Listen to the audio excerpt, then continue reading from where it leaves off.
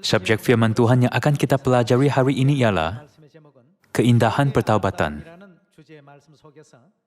Melalui ajaran Alkitab, mari ambil masa untuk pelajari kes-kes pertaubatan yang berkenan dengan Tuhan.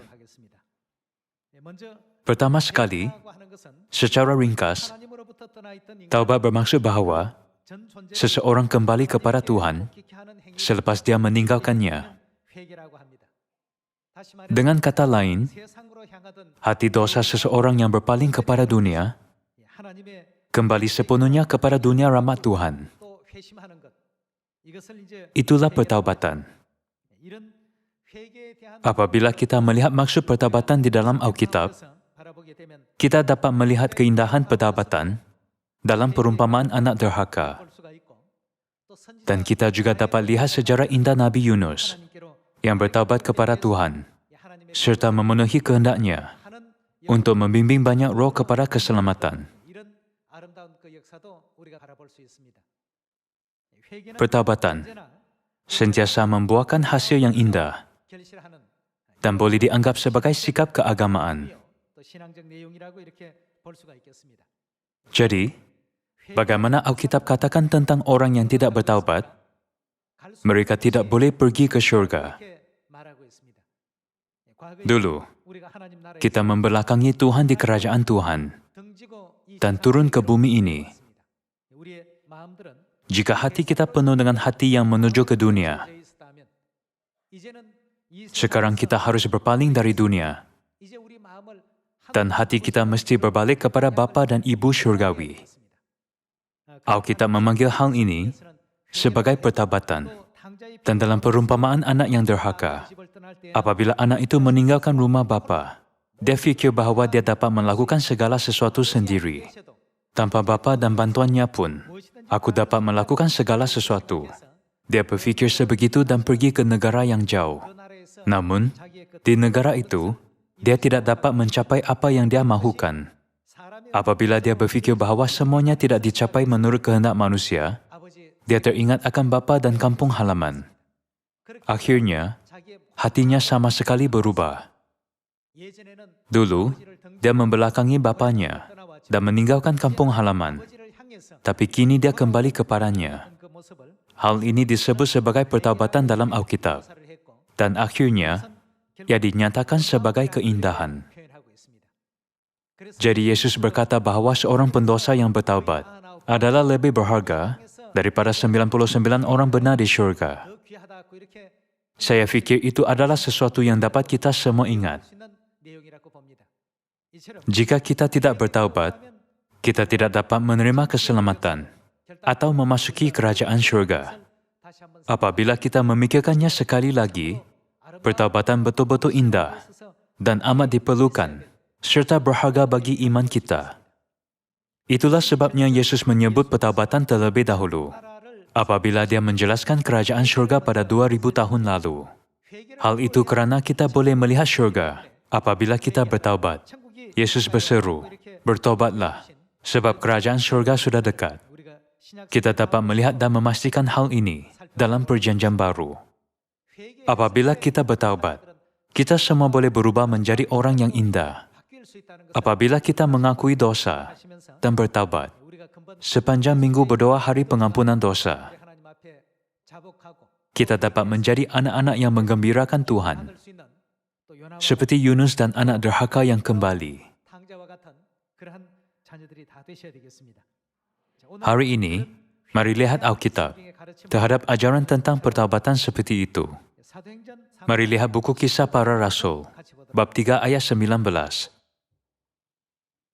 Karena itu sadarlah dan bertobatlah, supaya dosamu dihapuskan, agar Tuhan mendatangkan waktu kelegaan dan mengutus Yesus, yang dari semula diuntukkan bagimu sebagai Kristus.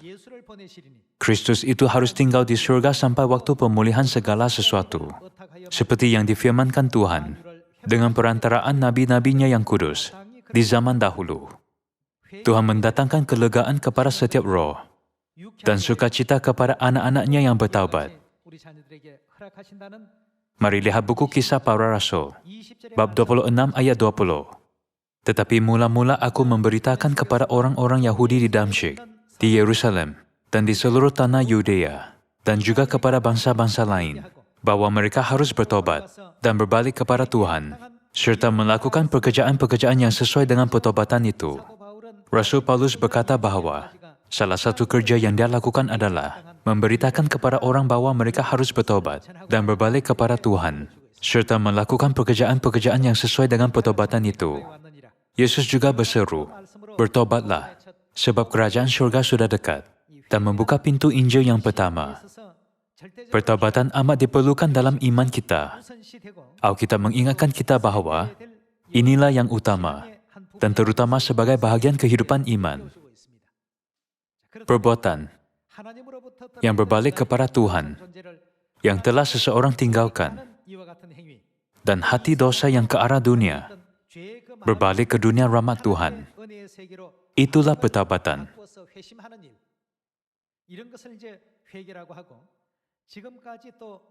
Sehingga sekarang, orang yang menghina Tuhan kembali kepadanya. Dengan kata lain, hal ini disebut sebagai pertobatan.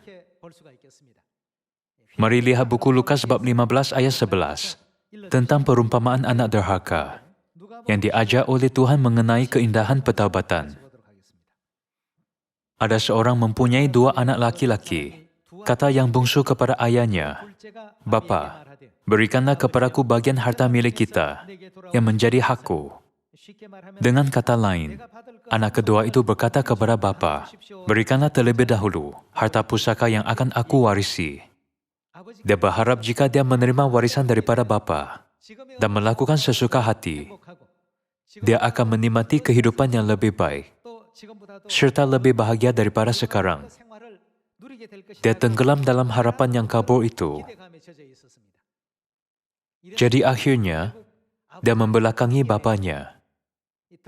Namun akhirnya, anak derhaka yang meninggalkan bapa itu kembali. Yesus mengingatkan kita tentang pertobatan melalui perumpamaan anak derhaka ini. Mari sambung dengan ayat 12. Kata yang bungsu kepada ayahnya, "Bapa, berikanlah kepadaku bagian harta milik kita yang menjadi hakku." Lalu ayahnya membagi-bagikan harta kekayaan itu di antara mereka. Beberapa hari kemudian, anak bungsu itu menjual seluruh bagiannya itu, lalu pergi ke negeri yang jauh. Di sana ia memboroskan harta miliknya itu dengan hidup berfoya-foya.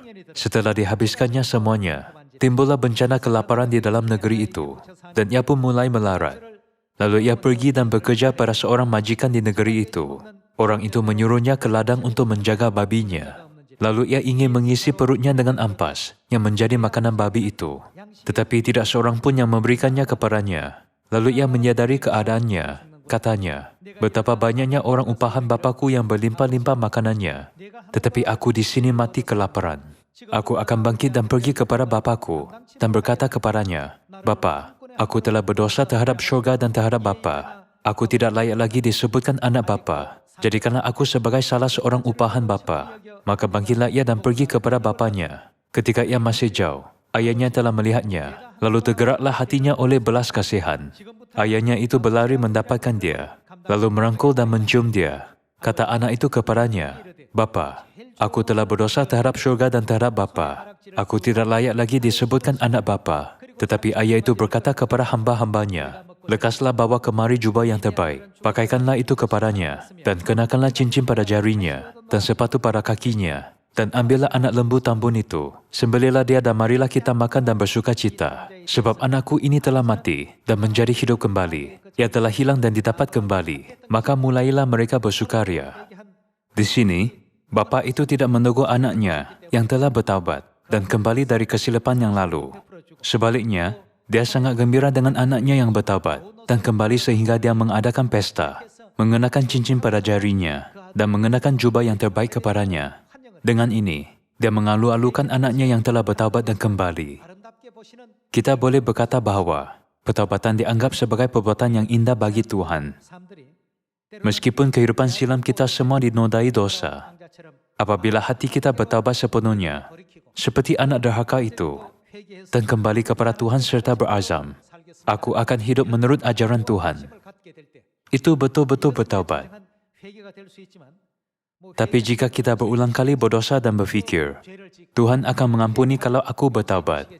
Kalau aku bertaubat lagi, Dia akan mengampuni. Maka orang sebegitu tidak akan diampuni lagi. Tidak kira berapa banyak dia bertaubat kemudian, itu tidak dapat diterima sebagai pertaubatan lagi. Begitulah nanti.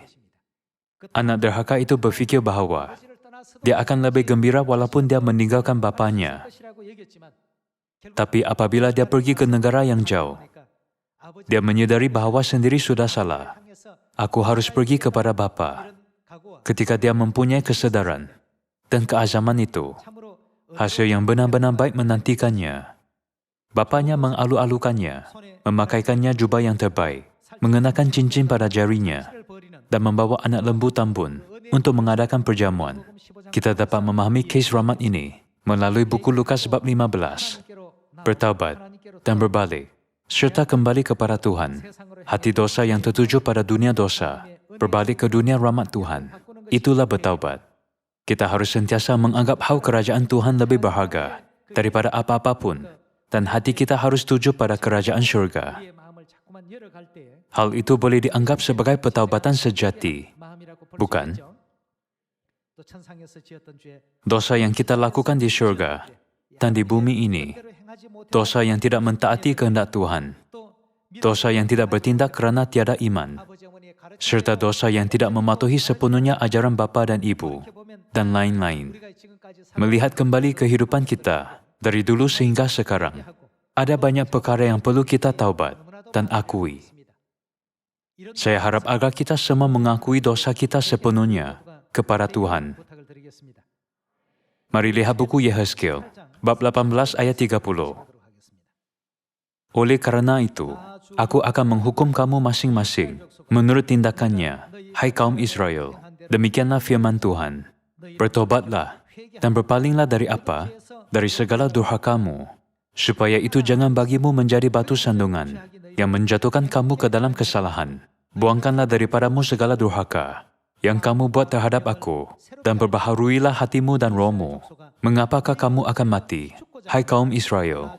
Sebab aku tidak berkenan kepada kematian seseorang yang harus ditanggungnya. Demikianlah firman Tuhan. Oleh sebab itu bertobatlah, supaya kamu hidup. Bertobatlah, supaya kamu hidup. Bukankah ajaran ini menyuruh bahawa kita mesti bertaubat dan hidup? Dalam buku Yehezkiel bab 18, Tuhan memberi ajaran seperti ini untuk mendesak supaya kita bertaubat. Yesus mengajar bahawa kita dapat menerima berkat apabila kita mengakui bahawa kita ialah pendosa dan merendahkan diri di depan Tuhan. Mari lihat keindahan pertaubatan di buku Lukas bab 18 ayat 9. Dan kepada beberapa orang yang menganggap dirinya benar dan memandang rendah semua orang lain, Yesus mengatakan perumpamaan ini. Ada dua orang pergi ke bait Tuhan untuk berdoa. Yang seorang adalah Farisi dan yang lain pemungut cukai. Orang Farisi itu berdiri dan berdoa dalam hatinya begini, "Ya Tuhan, aku mengucap syukur kepadamu, karena aku tidak sama seperti semua orang lain, bukan perampok, bukan orang lalim, bukan pezina, dan bukan juga seperti pemungut cukai ini. Aku berpuasa 2 kali seminggu. Aku memberikan 1/10 dari segala penghasilanku." Tetapi pemungut cukai itu berdiri jauh-jauh. Bahkan ia tidak berani menengadah ke langit, melainkan ia memukul diri dan berkata, "Ya Tuhan, kasihanilah aku orang berdosa ini. Aku berkata kepadamu." Orang ini pulang ke rumahnya sebagai orang yang dibenarkan Tuhan, dan orang lain itu tidak. Sebab barang siapa meninggikan diri, ia akan direndahkan. Dan barang siapa merendahkan diri, ia akan ditinggikan. Di sini, Yesus berkata tentang orang Farisi dan pemungut cukai, serta menjelaskan doa siapa lebih soleh. Ketika orang Farisi itu berdoa, dia berkata, "Aku telah melakukan ini dan itu, serta banyak perkara menurut ajaran Tuhan." Namun, pemungut cukai itu tidak berani menengadah ke langit, melainkan memukul diri dan berkata, "Ya Tuhan, kasihanilah aku orang berdosa ini." Apabila pemungut cukai menyadari bahawa dia ialah pendosa dan mengakuinya serta doa bersungguh-sungguh kepada Tuhan, Tuhan berkata bahawa dia menganggap doa pemungut cukai lebih benar. Apabila kita melihat semua ajaran Alkitab ini, kita tahu bahawa bila-bila zaman apabila seseorang bertaubat, itu adalah indah, dan Tuhan menerimanya dengan gembira. Sehingga sekarang, kita dapat memahami hal ini sepenuhnya melalui perumpamaan anak derhaka dan berbagai firman. Manusia datang ke bumi ini selepas berdosa terhadap bapa dan ibu syurgawi. Mereka tiada harapan kerajaan syurga. Jadi kita harus beritahu mereka. Kita harus beritahu bahawa kerajaan syurga wujud. Apabila mereka kembali ke pangkuan bapa dan ibu, itulah bertaubat. Mereka lari menuju ke dunia yang penuh kejahatan dengan hati berdosa. Saat apabila mereka berpaling kepada bapa dan ibu, itulah pertaubatan. Anda dan saya harus bimbing mereka untuk berbuat demikian. Apa yang sedang kita lakukan untuk ini ialah penginjilan, bukan? Itulah sebabnya kita menggalakkan satu sama lain untuk lebih tekun menginjil. Mari lihat lebih banyak firman mengenai ini di buku Mazmur bab 51. Kasihanilah aku, ya Tuhan, menurut kasih setiamu, hapuskanlah pelanggaranku. Menurut rahmat-Mu yang besar, bersihkanlah aku seluruhnya dari kesalahanku, dan tahirkanlah aku dari dosaku. Sebab aku sendiri sadar akan pelanggaranku. Aku senantiasa bergumul dengan dosaku. Terhadap Engkau sajalah aku telah berdosa, dan melakukan apa yang Kau anggap jahat, supaya ternyata Engkau ada dalam putusan-Mu, bersih dalam penghukuman-Mu. Sesungguhnya, dalam kesalahan aku diperanakan, dalam dosa aku dikandung ibuku. Sesungguhnya, Engkau berkenan akan kebenaran dalam batin, dan dengan diam-diam Engkau memberitahukan hikmat kepadaku. Bersihkanlah aku daripada dosaku dengan hisop, maka aku menjadi tahir. Basuhlah aku, maka aku menjadi lebih putih dari salju. Biarlah aku mendengar kegirangan dan sukacita. Biarlah tulang yang Kau remukkan bersorak-sorak kembali. Sembunyikanlah wajah-Mu terhadap dosaku. Hapuskanlah segala kesalahanku. Jadikanlah hatiku tahir, ya Tuhan, dan perbaharuilah batinku dengan roh yang teguh. Janganlah membuang aku dari hadapan-Mu, dan janganlah mengambil roh-Mu yang kudus daripadaku. Bangkitkanlah kembali kepadaku kegirangan, karena selamat yang daripada-Mu, dan lengkapilah aku dengan roh yang rela. Maka aku akan mengajarkan jalan-Mu kepada orang-orang yang melakukan pelanggaran, supaya orang-orang berdosa berbalik kepadamu.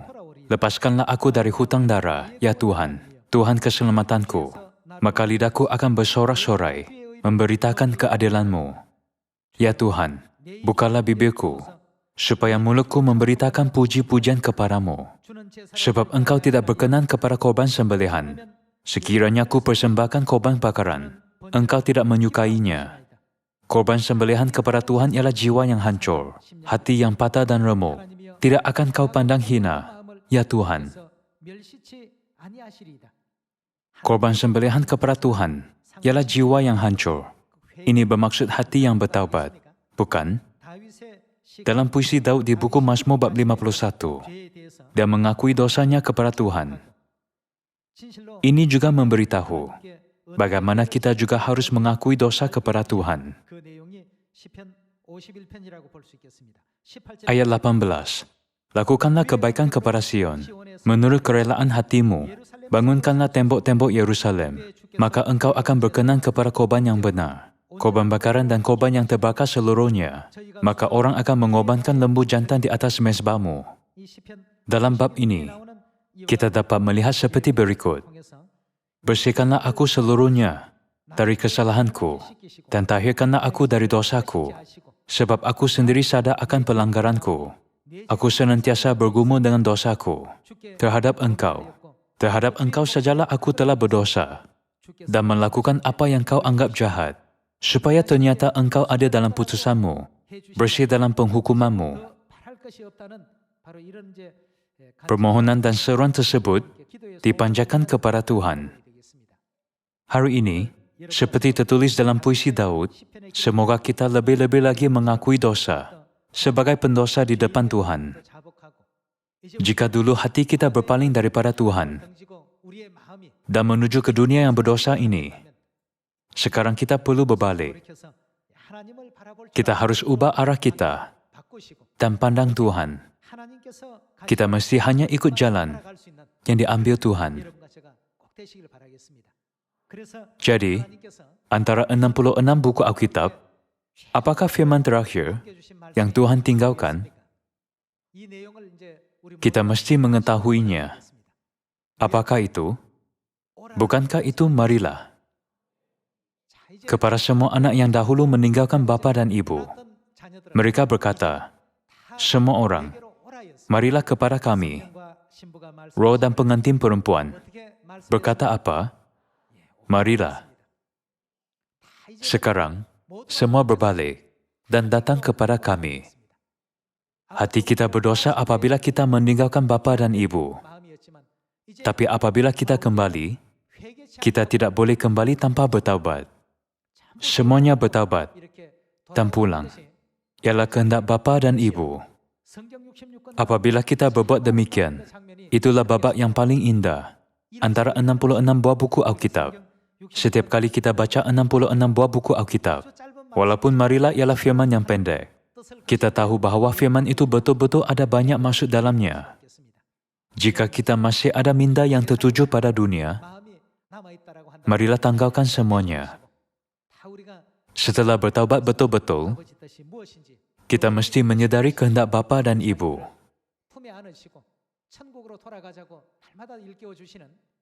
Sila ingat kehendak bapa dan ibu sekali lagi. Walaupun dihina dan dipandang rendah, mereka memeluk dan menyedarkan kita untuk kembali ke syurga setiap hari. Semoga semua ahli Sion menjadi soleh, ikhlas dan suci, dengan minda pertaubatan, menurut kehendak Tuhan. Anak-anak yang bertaubat semua adalah cantik. Lalu Sion bukanlah hanya Sion, tetapi tempat yang indah sepenuhnya. Anak-anak yang bertaubat kembali dan berkumpul di Sion. Di sini, kita menyembah Tuhan serta menuruti kehendak bapa dan ibu. Sekarang kita tidak lagi bertentangan dengan kehendak bapa dan ibu, tetapi mengikut jalan yang mereka ambil.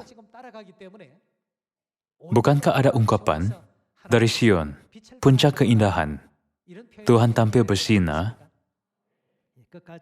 Semoga kita semua kembali kepada bapa dan ibu yang berseru, marilah, dan mengikut jalan yang mereka ambil hingga akhir. Masih ada banyak roh yang belum kenal dan kembali ke Sion melalui perayaan musim luruh ini. Semoga semua ahli Sion membimbing mereka untuk bertaubat dan kembali kepada Tuhan. Sekian, terima kasih.